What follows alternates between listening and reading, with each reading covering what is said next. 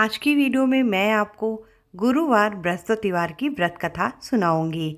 श्री शिवाय नमस्तुभ्यम, हर हर महादेव। आप सभी का मेरे चैनल पर बहुत बहुत स्वागत है। गुरुवार का दिन भगवान विष्णु को समर्पित है। इस दिन भगवान विष्णु की पूजा की जाती है और व्रत कथा सुनी जाती है। ऐसा माना जाता है कि इस दिन भगवान विष्णु की पूजा करके जो व्यक्ति इस कथा को सुनता या पढ़ता है उसकी सभी मनोकामनाएं पूरी होती है। आइए भक्तों, अब हम प्रेम से श्रवण करते हैं गुरुवार बृहस्पतिवार व्रत कथा। बोलिए गणेश जी महाराज की जय। प्राचीन समय की बात है। एक बड़ा ही प्रतापी तथा दानी राजा था। वह प्रत्येक गुरुवार को व्रत रखता और पूजा करता था। यह उसकी रानी को अच्छा ना लगता। ना तो वह व्रत करती और ना ही किसी को एक पैसा दान में देती। राजा को भी ऐसा करने से मना किया करती थी। एक समय की बात है कि राजा शिकार खेलने वन को गए। घर पर रानी और दासी थीं। उस समय गुरु बृहस्पति साधु का रूप धारण करके राजा के दरवाजे भिक्षा मांगने आए। साधु ने रानी से भिक्षा मांगी तो वह कहने लगी, हे साधु महाराज, मैं इस दान पुण्य से तंग आ गई हूँ। आप कोई ऐसा उपाय बताएं जिससे यह सारा धन नष्ट हो जाए और मैं आराम से रह सकूं। साधु रूपी बृहस्पति देव ने कहा, हे देवी, तुम भी बड़ी विचित्र हो। संतान और धन से कोई भी दुखी नहीं होता। अगर तुम्हारे पास धन अधिक है तो इसे शुभ कार्यों में लगाओ जिससे तुम्हारे दोनों लोग सुधरे। परंतु साधु की इन बातों से रानी खुश नहीं हुई। उसने कहा, मुझे ऐसे धन की आवश्यकता नहीं जिसे मैं दान दूं तथा जिसको संभालने में ही मेरा सारा धन नष्ट हो जाए। साधु ने कहा, यदि तुम्हारी ऐसी इच्छा है तो जैसा मैं तुम्हें बताता हूँ वैसा ही करना। बृहस्पतिवार के दिन तुम घर को गोबर से लीपना। अपने केसों को पीली मिट्टी से धोना। केसों को धोते समय स्नान करना। राजा से हजामत बनवाने को कहना। भोजन में मांस मदिरा खाना। कपड़ा धोबी के यहाँ धुलने डालना। इस प्रकार 7 बृहस्पतिवार करने से तुम्हारा समस्त धन नष्ट हो जाएगा। इतना कहकर साधु बने बृहस्पति देव अंतर ध्यान हो गए। साधु के कहे अनुसार करते हुए रानी को केवल 3 बृहस्पतिवार ही बीते थे कि उसकी समस्त धन संपत्ति नष्ट हो गई। भोजन के लिए परिवार तरसने लगा।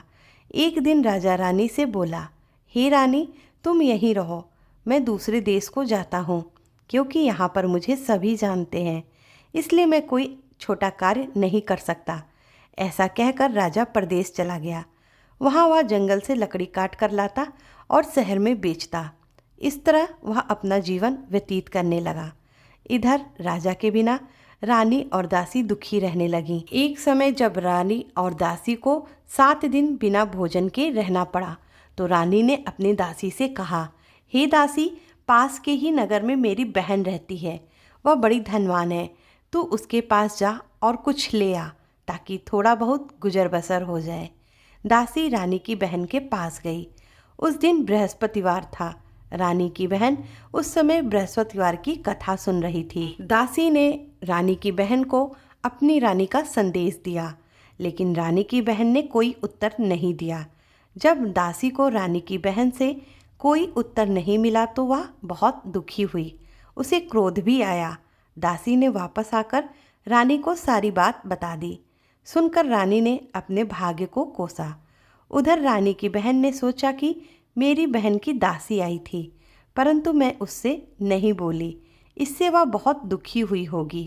कथा सुन कर और पूजन समाप्त कर वह अपनी बहन के घर गई और कहने लगी, हे बहन, मैं बृहस्पतिवार का व्रत कर रही थी। तुम्हारी दासी गई, परंतु जब तक कथा होती है तब तक ना उठते हैं और ना ही बोलते हैं, इसलिए मैं नहीं बोली। कहो दासी, क्यों गई थी? रानी बोली, बहन, हमारे घर अनाज नहीं था। ऐसा कहते कहते रानी की आंखें भर आईं। उसने दासियों समेत भूखा रहने की बात भी अपनी बहन को बता दी। रानी की बहन बोली, बहन देखो, बृहस्पति भगवान सबकी मनोकामना पूर्ण करते हैं। देखो, शायद तुम्हारे घर में अनाज रखा हो। यह सुनकर दासी घर के अंदर गई तो वहाँ उसे एक घड़ा अनाज का भरा मिल गया। उसे बड़ी हैरानी हुई क्योंकि उसे एक एक बर्तन देख लिया था। उसने बाहर आकर रानी को बताया। दासी रानी से कहने लगी, हे रानी, जब हमको भोजन नहीं मिलता तो हम व्रत ही तो करते हैं, इसलिए क्यों ना इनसे व्रत और कथा की विधि पूछ ली जाए, हम भी व्रत किया करेंगे। दासी के कहने पर रानी ने अपनी बहन से बृहस्पतिवार व्रत के बारे में पूछा। उसकी बहन ने बताया, बृहस्पतिवार के व्रत में चने की दाल और मुनक्का से भगवान विष्णु के केले की जड़ में पूजन करें तथा दीपक जलाएं, पीला भोजन करें तथा कथा सुने। इससे गुरु भगवान प्रसन्न होते हैं, मनोकामनाएं पूर्ण करते हैं। व्रत और पूजन की विधि बताकर रानी की बहन अपने घर लौट आई। रानी और दासी दोनों ने निश्चय किया कि बृहस्पति देव भगवान का पूजन जरूर करेंगे। 7 रोज बाद जब बृहस्पतिवार आया तो उन्होंने व्रत रखा। घुड़साल में जाकर चना और गुड़ बिन लाई तथा उसकी दाल से केले की जड़ तथा विष्णु भगवान का पूजन किया। अब पीला भोजन कहाँ से आए? दोनों बड़ी दुखी हुईं, परंतु उन्होंने व्रत किया था, इसलिए बृहस्पति देव भगवान प्रसन्न थे। एक साधारण व्यक्ति के रूप में वे 2 थालों में सुंदर पीला भोजन लेकर आए और दासी को देकर बोले, हे दासी, यह भोजन तुम्हारे लिए और तुम्हारी रानी के लिए है, इसे तुम दोनों ग्रहण करना। दासी भोजन पाकर बहुत प्रसन्न हुई। उसने रानी को सारी बात बताई। उसके बाद से वे प्रत्येक बृहस्पतिवार को गुरु भगवान का व्रत और पूजन करने लगी। बृहस्पति भगवान की कृपा से उनके पास बहुत धन हो गया, परंतु रानी फिर पहले की तरह आलस्य करने लगी। तब दासी बोली, देखो रानी, तुम पहले भी इस प्रकार आलस्य करती थी, तुम्हें धन को रखने में कष्ट होता था, इस कारण सभी धन नष्ट हो गया। अब गुरु भगवान की कृपा से धन मिला है तो फिर तुम्हें आलस्य होता है। बड़ी मुसीबतों के बाद हमने यह धन पाया है, इसलिए हमें दान पुण्य करना चाहिए।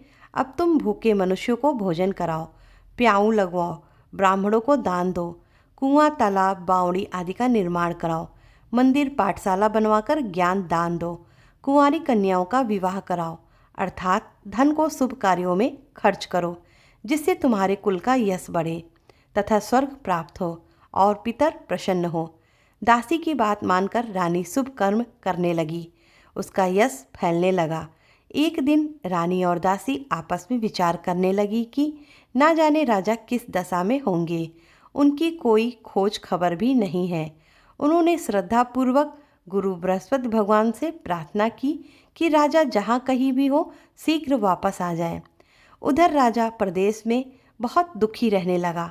वह प्रतिदिन जंगल से लकड़ी बीन कर लाता और उसे शहर में बेचकर अपने दुखी जीवन को बड़ी कठिनता से व्यतीत करता।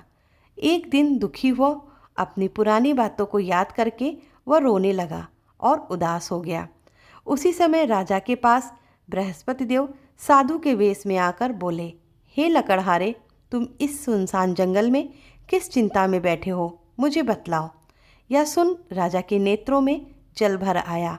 साधु की वंदना कर राजा ने अपनी संपूर्ण कहानी सुना दी। महात्मा दयालु होते हैं। वे राजा से बोले, हे राजा, तुम्हारी पत्नी ने बृहस्पति देव के प्रति अपराध किया था, जिसके कारण तुम्हारी यह दशा हुई। अब तुम चिंता मत करो, भगवान तुम्हें पहले से अधिक धन देंगे। देखो, तुम्हारी पत्नी ने बृहस्पतिवार का व्रत करना प्रारंभ कर दिया है। अब तुम भी बृहस्पतिवार का व्रत करके चने की दाल व गुड़ जल के लोटे में डालकर केले का पूजन करो, फिर कथा कहो या सुनो। भगवान तुम्हारी सब कामनाओं को पूर्ण करेंगे। साधु की बात सुनकर राजा बोला, हे प्रभु, लकड़ी बेचकर तो इतना पैसा नहीं बचता जिससे भोजन के उपरांत कुछ बचा सकूं। मैंने रात्रि में अपनी रानी को व्याकुल देखा। मेरे पास कोई साधन नहीं है जिससे उसका समाचार जान सकूं। फिर मैं कौन सी कहानी कहूं, यह भी मुझको मालूम नहीं है। तब साधु ने कहा, हे राजा, मन में बृहस्पति भगवान के पूजन व्रत का निश्चय करो, वे स्वयं तुम्हारे लिए कोई राह बना देंगे। बृहस्पतिवार के दिन तुम रोजाना की तरह लकड़ियाँ लेकर शहर में जाना, तुम्हें रोज से दुगना धन मिलेगा। जिससे तुम भली भांत भोजन कर लोगे तथा बृहस्पति देव की पूजन का सामान भी आ जाएगा। जो तुमने बृहस्पति की कहानी के बारे में पूछा है वह इस प्रकार है, सो ध्यानपूर्वक सुनो। प्राचीन काल में एक बहुत ही निर्धन ब्राह्मण था। उसके कोई संतान नहीं थी। वह नित्य पूजा पाठ करता। उसकी स्त्री ना स्नान करती, ना ही किसी देवी देवता का पूजन करती। इस कारण ब्राह्मण देवता बहुत ही दुखी रहते थे। भगवान की कृपा से ब्राह्मण के यहाँ एक कन्या उत्पन्न हुई। कन्या बड़ी होने लगी। प्रातः स्नान करके वह भगवान विष्णु का जप करती, बृहस्पतिवार का व्रत भी करने लगी। पूजा पाठ समाप्त कर पाठशाला जाती तो अपनी मुट्ठी में जौ भर के ले जाती और पाठशाला के मार्ग में डालती जाती। लौटते समय वही जौ स्वर्ण के हो जाते तो उनको बीन कर घर ले आती। एक दिन वह बालिका सूप में उन सोने के जौ को फटक कर साफ कर रही थी कि तभी उसकी माँ ने देख लिया और कहा, हे बेटी, सोने के जौ को फटकने के लिए सोने का सूप भी होना चाहिए। दूसरे दिन गुरुवार था। कन्या ने व्रत रखा और बृहस्पति देव से सोने का सूप देने की प्रार्थना की। बृहस्पति देव ने उसकी प्रार्थना स्वीकार कर ली। रोजाना की तरह वह कन्या जौ फैलाती हुई पाठशाला चली गई। पाठशाला से लौटकर जब वह जौ बीन रही थी तो बृहस्पति देव की कृपा से उसे सोने का सूप मिला। उसे वह घर ले आई और उससे जौ साफ करने लगी, परंतु उसकी माँ का वही ढंग रहा। एक दिन की बात है, कन्या सोने के सूप में जब जौ साफ कर रही थी उस समय उस नगर का राजकुमार वहाँ से निकला। कन्या के रूप और कार्य को देखकर वह उस पर मोहित हो गया। राजमहल आकर वह भोजन तथा जल त्याग कर उदास होकर लेट गया। राजा को जब राजकुमार द्वारा अन्न जल त्यागने का समाचार ज्ञात हुआ तो अपने मंत्रियों के साथ वह अपने पुत्र के पास गया और कारण पूछा। राजकुमार ने राजा को उस लड़की के घर का पता भी बता दिया। मंत्री उस लड़की के घर गए। मंत्री ने ब्राह्मण के समक्ष राजा की ओर से निवेदन किया। कुछ ही दिन बाद ब्राह्मण की कन्या का विवाह राजकुमार के साथ संपन्न हो गया। कन्या के घर से जाते ही ब्राह्मण के घर में पहले की भांति गरीबी का निवास हो गया। एक दिन दुखी होकर ब्राह्मण अपनी पुत्री से मिलने आया। बेटी ने पिता की अवस्था को देखा और अपनी माँ का हालचाल पूछा। ब्राह्मण ने सभी हाल कह सुनाया। कन्या ने बहुत सा धन देकर अपने पिता को विदा किया, लेकिन कुछ ही दिन बाद फिर वही हाल हो गया। ब्राह्मण फिर अपनी कन्या के यहाँ गया और सभी हाल कहा तो पुत्री बोली, हे पिताजी, आप माताजी को यहाँ पर लिवा लाओ। मैं उन्हें विधि बता दूंगी जिससे गरीबी दूर हो जाए। ब्राह्मण देवता अपनी स्त्री को साथ लेकर अपने पुत्री के पास राजमहल पहुँचे तो पुत्री अपनी माँ को समझाने लगी, हे माँ, तुम प्रातःकाल स्नान आदि करके भगवान विष्णु का पूजन करो तो सब दरिद्रता दूर हो जाएगी। परंतु उसकी माँ ने उसकी एक बात भी नहीं मानी। वह प्रातःकाल उठकर अपनी पुत्री की बची हुई जूठन को खा लेती है। एक दिन उसकी पुत्री को बहुत ही गुस्सा आया। उसने अपनी माँ को एक कोठरी में बंद कर दिया। प्रातः उसे स्नान आदि करा के पूजा पाठ करवाया तो उसकी माँ की बुद्धि ठीक हो गई। इसके बाद वह नियम से पूजा पाठ करने लगी और प्रत्येक बृहस्पतिवार को व्रत करने लगी। इस व्रत के प्रभाव से मृत्यु के बाद वह स्वर्ग को गई। वह ब्राह्मण भी सुखपूर्वक इस लोक को भोग कर स्वर्ग को प्राप्त हुआ। इस तरह कहानी कहकर साधु बने देवता वहाँ से लोप हो गए। धीरे धीरे समय व्यतीत होने पर फिर बृहस्पतिवार का दिन आया। राजा जंगल से लकड़ी काटकर शहर में बेचने गया। उसे उस दिन और दिनों से अधिक धन मिला। राजा ने चना गुड़ आदि लाकर बृहस्पतिवार का व्रत किया। उस दिन से उसके सभी कलेश दूर हुए। परंतु जब अगले गुरुवार का दिन आया तो वह बृहस्पतिवार का व्रत करना भूल गया। इस कारण बृहस्पति भगवान नाराज हो गए। उस दिन उस नगर के राजा ने विशाल यज्ञ का आयोजन किया था तथा अपने समस्त राज्य में घोषणा करवा दी कि सभी लोग मेरे यहाँ भोजन करने आवें। किसी के घर चूल्हा ना जले। इस आज्ञा को जो नहीं मानेगा उसको फांसी की सजा दे दी जाएगी। राजा की आज्ञा अनुसार राज्य के सभी वासी राजा के भोज में सम्मिलित हुए, लेकिन लकड़हारा कुछ देर से पहुंचा, इसलिए राजा उसको अपने साथ महल में ले गए। जब राजा लकड़हारे को भोजन करा रहे थे तो रानी की दृष्टि उस खूंटी पर पड़ी जिस पर उसका हार लटका हुआ था। उसे हार खूंटी पर लटका दिखाई नहीं दिया। रानी को निश्चय हो गया कि मेरा हार इस लकड़हारे ने चुरा लिया है। उसी समय सैनिक बुलवाकर उसको जेल में डलवा दिया। लकड़हारा जेल में विचार करने लगा कि ना जाने कौन से पूर्व जन्म के कर्म से मुझे यह दुख प्राप्त हुआ है, और जंगल में मिले साधु को याद करने लगा। तत्काल बृहस्पति देव साधु के रूप में प्रकट हो गए और कहने लगे, अरे मूर्ख, तुमने बृहस्पति देव का कथा नहीं की, पूजा नहीं की, इसी कारण तुझे यह दुख प्राप्त हुआ है। अब चिंता मत कर। बृहस्पतिवार के दिन जेल खाने के दरवाजे पर तुझे 4 पैसे पड़े मिलेंगे। उनसे तू बृहस्पतिवार की पूजा करना और कथा कहना, तेरे सभी कष्ट दूर हो जाएंगे। अगले बृहस्पतिवार उसे जेल के द्वार पर 4 पैसे पड़े मिले। राजा ने पूजा का सामान मंगवाकर पूजा करी और कथा सुनी और प्रसाद बांटा।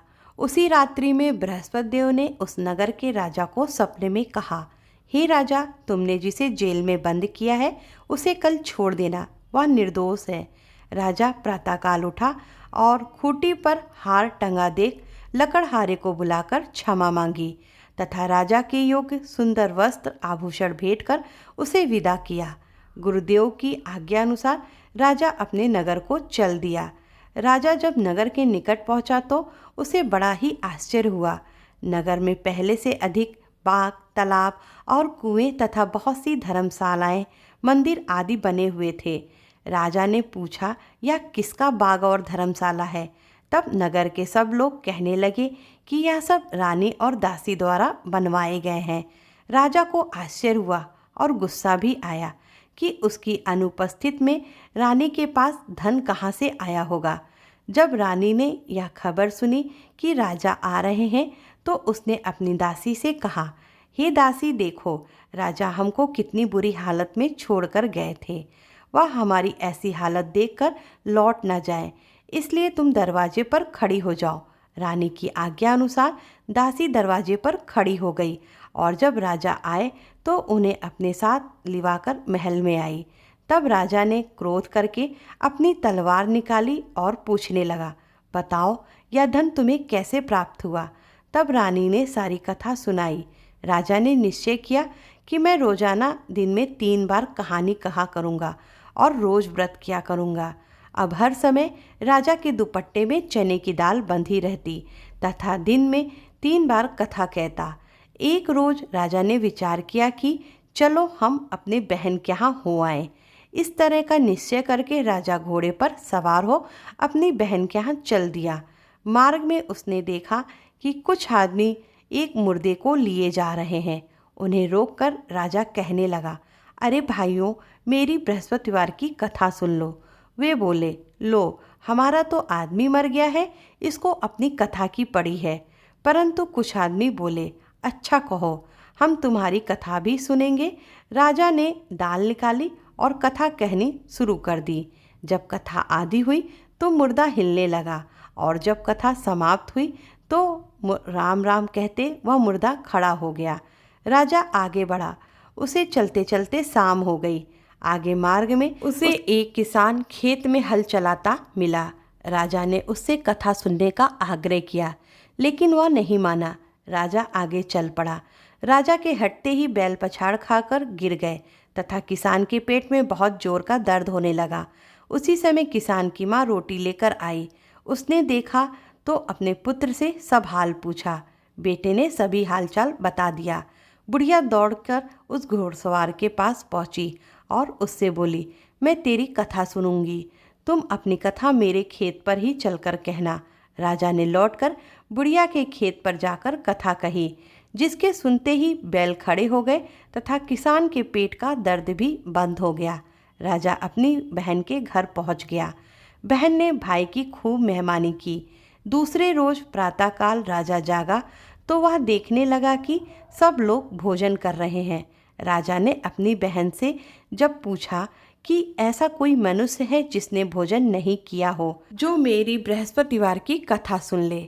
बहन बोली, भैया यह देश ऐसा ही है, यहाँ लोग पहले भोजन करते हैं, बाद में अन्य कोई काम करते हैं।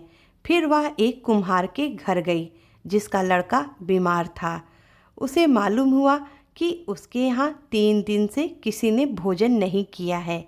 रानी ने अपने भाई की कथा सुनने के लिए कुम्हार से कहा। वह तैयार हो गया। राजा ने जाकर बृहस्पतिवार की कथा कही, जिसको सुनकर उसका लड़का ठीक हो गया। अब तो राजा को प्रशंसा मिलने लगी। एक दिन राजा ने अपनी बहन से कहा, हे बहन, मैं अब अपने घर जाऊंगा, तुम भी तैयार हो जाओ। राजा की बहन ने अपनी सास से अपने भाई के साथ जाने की आज्ञा मांगी। सास बोली, हाँ चली जा, मगर लड़कों को मत ले जाना, क्योंकि तेरे भाई की कोई संतान नहीं है। बहन ने अपने भाई से कहा, हे भैया, मैं तो चलूँगी, मगर कोई बालक नहीं जाएगा। अपनी बहन को भी छोड़कर दुखी मन से राजा अपने नगर को लौट आया। राजा ने अपनी रानी से सारी कथा सुनाई और बिना भोजन किए वह सैया पर लेट गया। रानी बोली, हे प्रभु, बृहस्पति देव ने हमें सब कुछ दिया है, वे हमें संतान भी अवश्य देंगे। उसी रात बृहस्पति देव ने राजा को सपने में कहा, हे राजा उठ, सभी सोच त्याग दे, तेरी रानी गर्भवती है। राजा को यह जानकर बड़ी खुशी हुई। 9वें महीने रानी के गर्भ से एक सुंदर पुत्र पैदा हुआ। तब राजा बोला, हे रानी, स्त्री बिना भोजन के रह सकती है, परंतु बिना कहे नहीं रह सकती। जब मेरी बहन आए तो तुम उससे कुछ मत कहना। रानी ने हाँ कर दी।